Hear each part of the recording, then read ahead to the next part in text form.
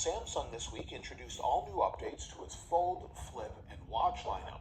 So I thought we'd talk about what's new, as I was able to get an early look at them at the Unpacked event. We'll talk about all of the major feature updates and changes, but we'll go even more in depth with some unboxing videos and more very soon. Now, the Z Fold 7 is the latest in their flagship lineup. It's the thinnest, lightest, and most advanced folding phone ever, according to Samsung. It's available in 4 different colors: blue shadow, jet black, silver shadow, and an online exclusive mint color. They all look pretty good. I particularly like the blue color, and you can see how thin it is here. It's almost as thin as the S25 Ultra. So unfolded, it's about as thin almost as a USB-C port, just a little bit bigger so that you can use the port itself. It comes in at 8.9 millimeters compared to 12.1 with the Z Fold 6, and it's only 215 grams. So pretty impressive overall.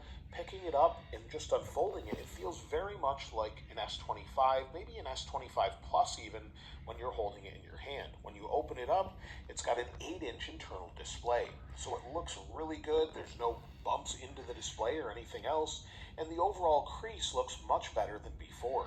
Now, unfortunately, it does not support the S Pen.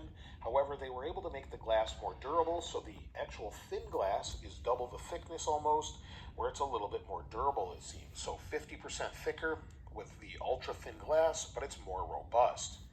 The hinge is different as well. So we have an Armor FlexHinge. It's also got grade 4 titanium as far as a lattice within the structure, and then it's got advanced Armor Aluminum on the outside. We have our typical Corning Gorilla Glass and updates there that are pretty typical that we've had before. Internally, we've got the Snapdragon 8 Elite, and it also ships with Android 16.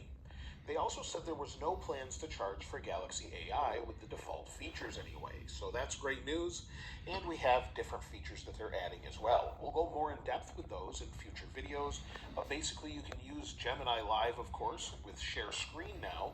You can also use natural voice commands to instantly get context-based answers, and it's now optimized for larger screens, so much better as far as that goes. There's enhanced audio erasers, and much more. So again, we'll go more in depth with that when we unbox it. Internally, we have a 4400 milliamp hour battery, and with the processor combined with that, they've done some great things hopefully to help with battery life. It's really good on the new S25 Edge, and we'll probably see some enhancements here as well, so we'll have to wait to try that out. When it comes to the cameras on the back, we have a 200 megapixel wide and 2x optical zoom with that lens. We also have a 10 megapixel telephoto, 12 megapixel ultra wide with autofocus this time around, and then on the cover screen we have a 10 megapixel camera as well, and then the main screen is a 10 megapixel, but now with a wider field of view. They're also using that Pro Visual engine, but the next generation version. We have better low light, and it uses 10-bit HDR video recording by default. So lots of nice updates here, but just the thing that impresses me the most is probably the overall size and weight.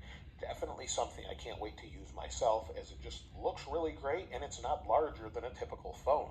When it comes to the Z Flip 7, this has been updated, and this was pretty impressive. We actually have a full screen outer display that can use Gemini. So it has a full screen flex window display at 4.1 inches, and the cover display is even 120 hertz. It has very tiny 1.25 millimeter bezels. It even goes up to 2600 nits. So that cover display is now something you can use regularly, and you're not really compromising anything if you don't want to open the phone.